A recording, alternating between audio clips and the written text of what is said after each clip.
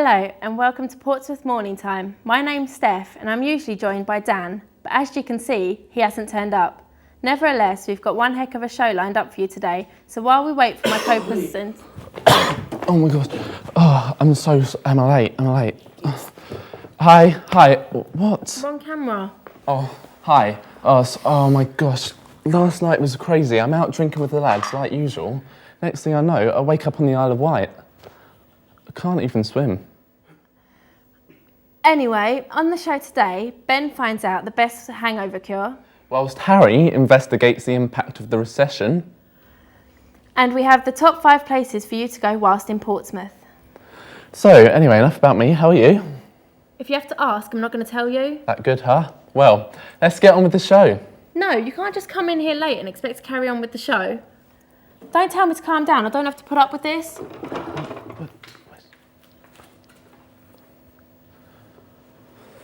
So, ever wondered about the best way to cure a hangover? If so, take a look at this. You may just find it useful.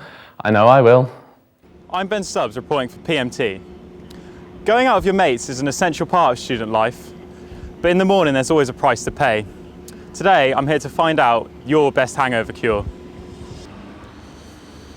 I'm outside James Watson Halls to ask students what their perfect hangover cure is. The best hangover cure is definitely fast food with cheesy chips and smothered in barbecue sauce.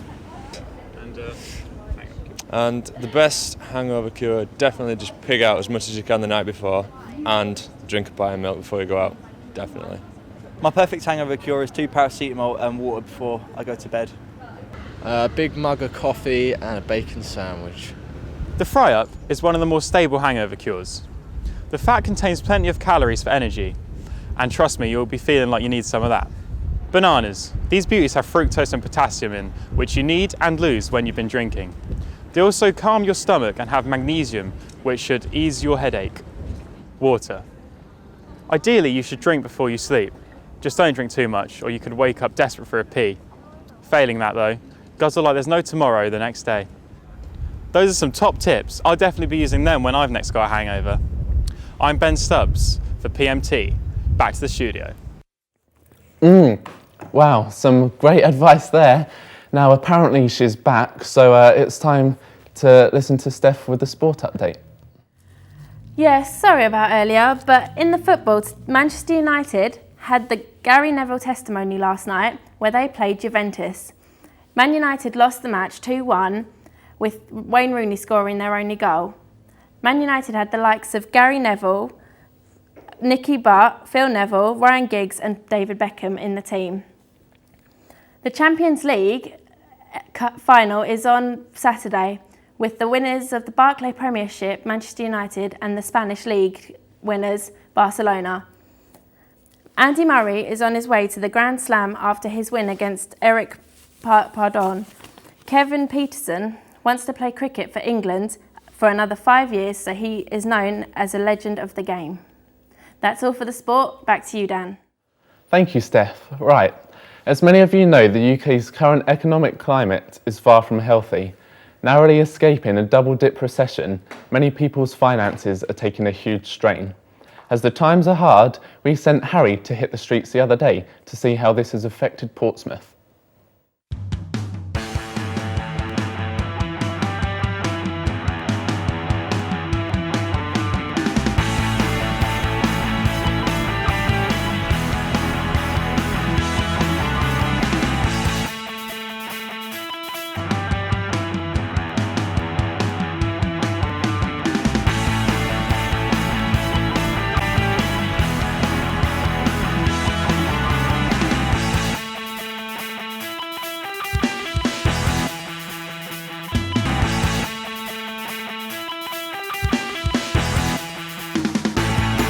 I have found it really difficult to get a job.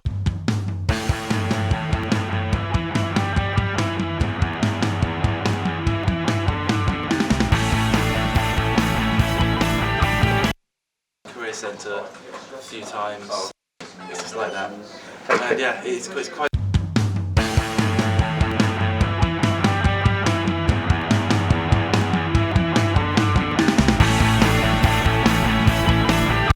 I'm quite happy that I'm a student because I've got the support, help me find a job, I've got the teachers.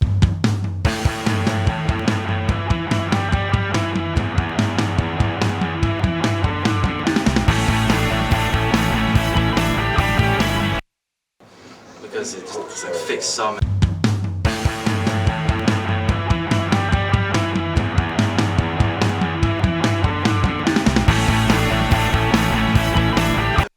Music and everything, so.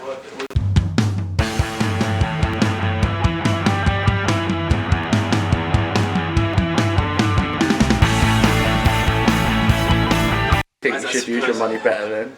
I should. I'm not going to. I'm not white.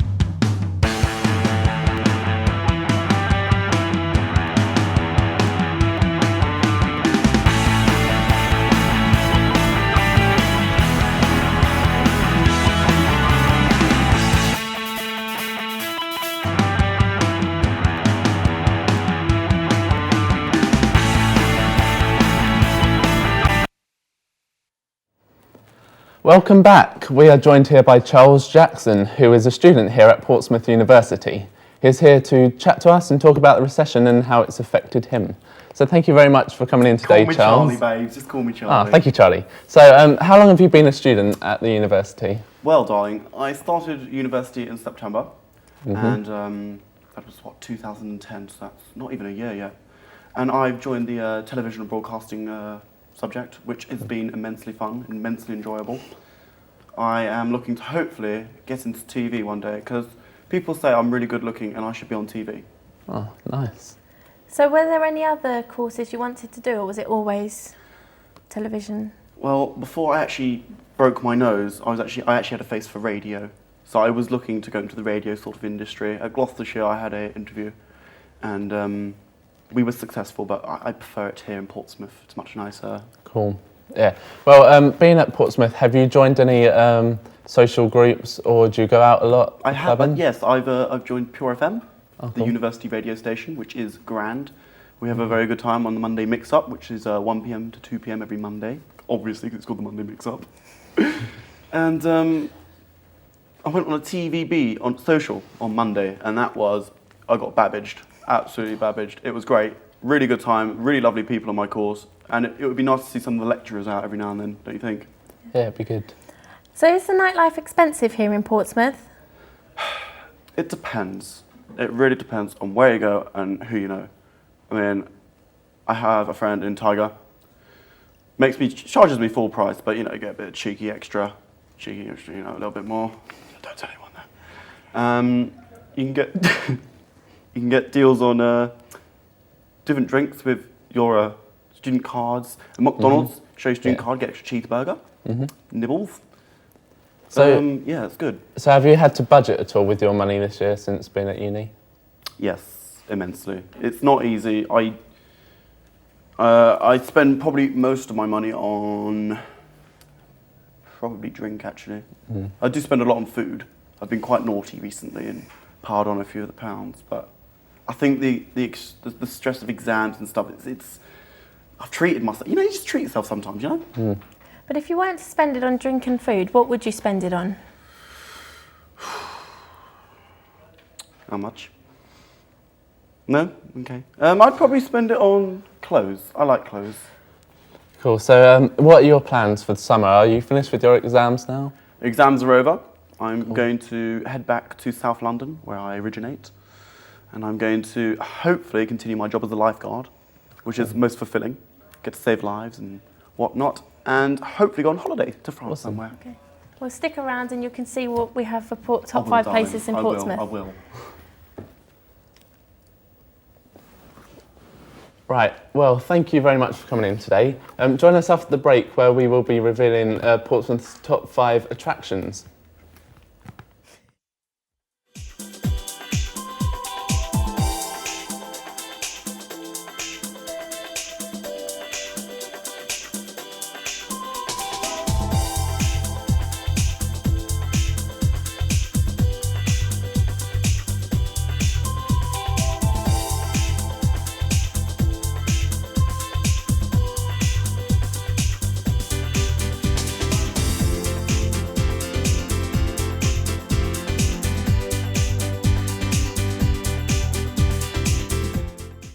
Hey, welcome back to PMT.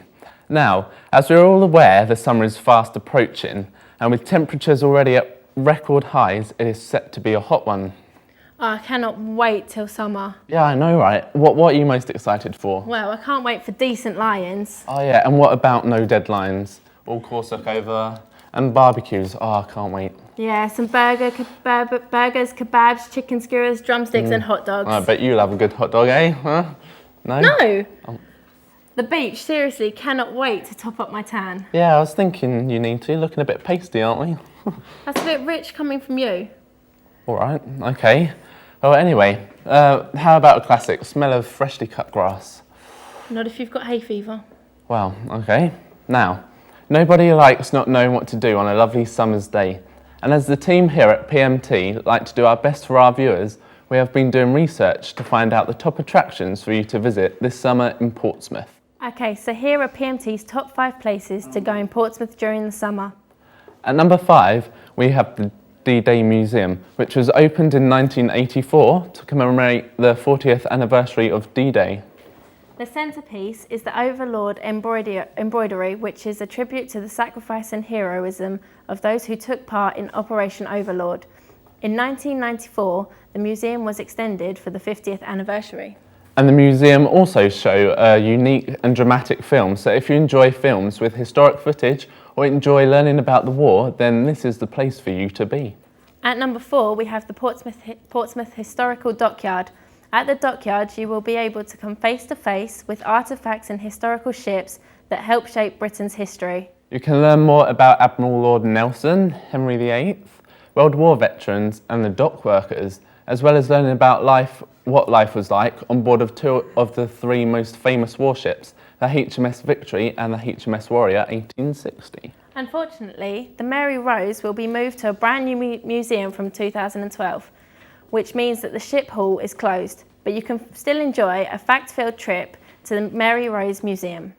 Now, coming in at number 3 of our top 5 is bike riding. So, if you fancy a bike ride, Portsmouth has a number of cycle routes for you to use. So, if you're a fitness addict, then the 15-mile Langstone Harbour route may just be for you. During this bike ride, you can take in mud flats, salt marshes, and reclaim land as you loop around the harbour. If 15 miles is too far, then the famous Figures route should fit the bill. This is the 7.5 cycle that takes you on a tour of Portsmouth's most famous inhabitants of the past.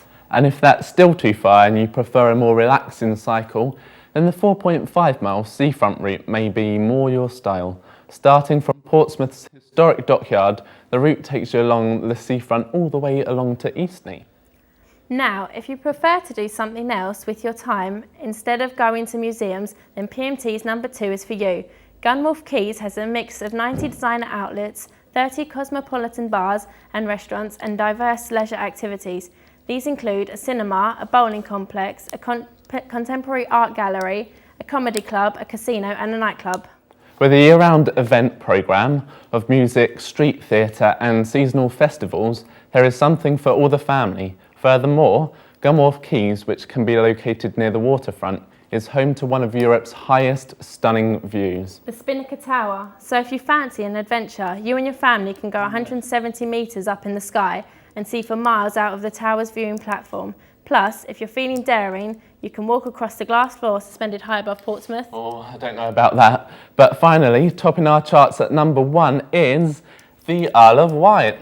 What? That's right, it's number 1 and it's not even in Portsmouth. This includes 17 miles of unspoilt coastline, many well-known beauty spots and areas of outstanding natural beauty, as well as several unique historical properties. The National Trust also run a programme of guided walks and fun-packed family activities on the island.